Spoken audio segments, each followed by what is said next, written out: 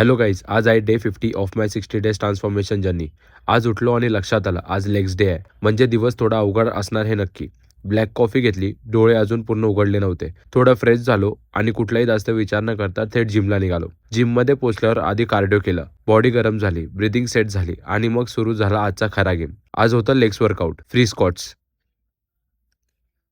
Weighted squats, leg press, leg extension, leg curl, calf रेझिस.